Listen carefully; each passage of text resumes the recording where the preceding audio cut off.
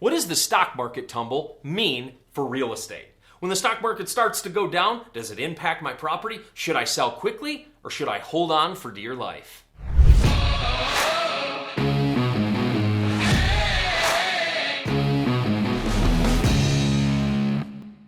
Hey there, my name's Mike Fritz. I'm the founder of Titanium Capital Investments in the multifamily CEO system. My greatest passion is helping people just like you create financial freedom with multifamily real estate. And in this video, I'm going to walk you through the 5 ways a stock market tumble can impact real estate. And stick around to the end because I do have a free gift for you on how to invest in real estate quickly and retire in 5 years or less.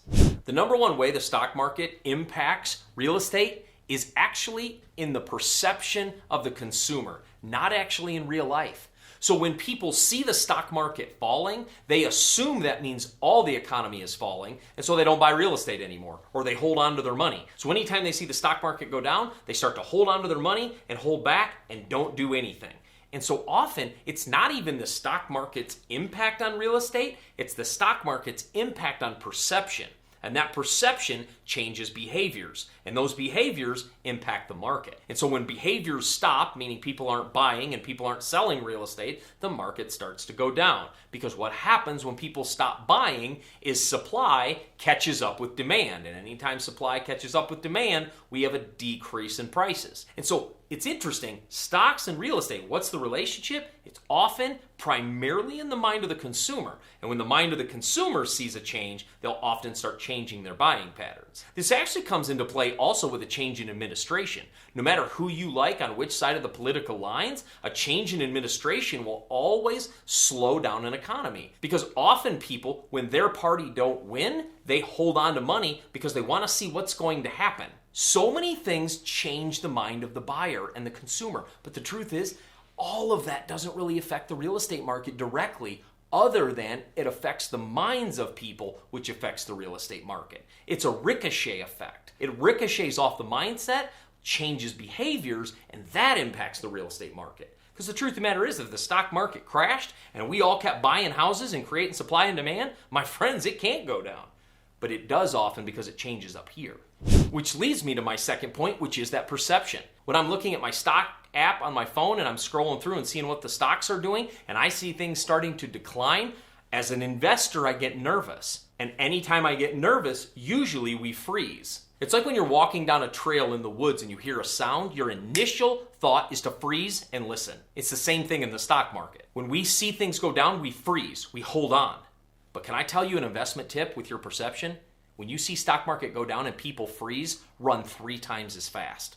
Because when they loosen up and start moving forward, you're going to be ahead. That's what I did during the coronavirus. When everybody was stopping buying real estate during the COVID-19 pandemic, I went full in and I went all in. I was able to collect money, a lot more capital than I had ever collected before, and bought more real estate than I had ever purchased before in that 12-month window of the pandemic, because when people froze, me and my team ran with everything we could. We took people's perceptions and we leveraged it into our company. The third thing you need to know is the correlation is really less direct. As I mentioned earlier, it's less direct. The perception is what changes behaviors. Behaviors change the market. So the stock market tumbles. All of a sudden we start seeing Apple take a dip, or McDonald's stock take a dip, or Coca-Cola take a dip, and all of a sudden we freeze and it drops by 800 points and we're like, oh my goodness, I can't believe this is happening, and all of a sudden we freeze. It's a perception. It's not an actual reality. It's just like the president. The president actually doesn't have that much to do with economics, but we think he does, or she does. We think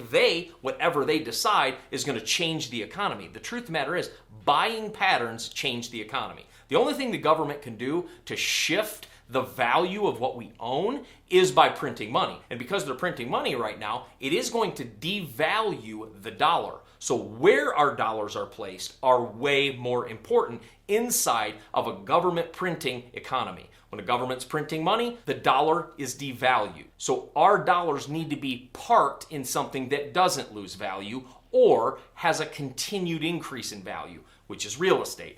Can it crash? Sure, but then what happens? It goes back up, and usually way further than the crash started. Before I go on to the final two things you need to know about the stock market tumble in real estate, make sure you subscribe to our channel and hit the bell notification. Smash that thumbs up button as well. We want to make sure you get access to all of the content we're putting here on the channel, teaching how to get into real estate, how to invest smartly and wisely so you can create financial freedom and finally go play golf, travel, or whatever you want to do.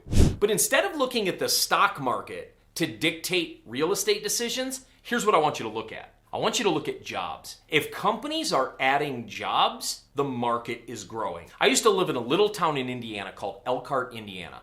Elkhart, Indiana is very unknown by most people. However, it became very famous in 2008 and 2009. 2008 and 2009, it had the highest unemployment rate in the entire country. Now why? 90% of the RVs manufactured in America are manufactured in Elkhart, Indiana. It's the number one driver. It's a one industry town. And so one industry towns take a huge hit when that industry is taking fire. And anytime when we have a stock market crash and people are losing their jobs, things like RVs and extra luxury items start to decline. People don't start spending money there anymore. We saw jobs go down, and what happened? Real estate went down, unemployment went up. When unemployment goes up, then real estate's ready to take a hit because people aren't able to get loans and start buying properties. This also happened in the city of Detroit. Detroit is often seen as a one industry town. The car industry is there. GM is there. Ford is there. We have so many car manufacturers in Detroit, Michigan, and I grew up in Michigan, so I watched this happen, that when the car industry was hit, what happened? Real estate took a hit. And so Detroit became a very bad place to invest in real estate. So instead of looking at the stock market, look at jobs. Look at cities, areas, and industries that are adding jobs. If jobs are being added, real estate is safe. If jobs are decreasing and unemployment is rising, real estate is not safe and nothing is safe. And so understand when you're looking at your investment metrics, you don't need to look at the stock market, look at jobs. And the fifth thing you need to know about the stock market tumble in relationship to real estate is interest rates with the banks. Oftentimes when stock market goes down, then the interest rates in the banks will go up. That is one direct correlation to real estate. But it often doesn't impact the interest rates to the level where I won't invest. It just changes how I underwrite a property. And you can see, anytime interest rates go up, prices of houses go down, especially in the investment space. When interest rates go down, prices go up. Because here's the thing, your cash on cash return and the returns on investment don't change. So when the interest rate comes up, means it takes more money from the deal, means the seller has to sell the property cheaper to make it make sense for you. When the interest rate goes down, they can sell it for more money. You're making the same amount of money, but they have to bring the sale of the property down. So interest rates can directly impact the rise and fall of real estate prices and the speed at which acquisitions are being done. And interest rates can be reflected in the stock market. Stock market going down or up can lower or raise interest rates. When there's less volatility in the stock market, banks feel more comfortable lending out money at a cheaper interest rate. Because banks are taking money and their job is to see if I loan this money to this person at 4%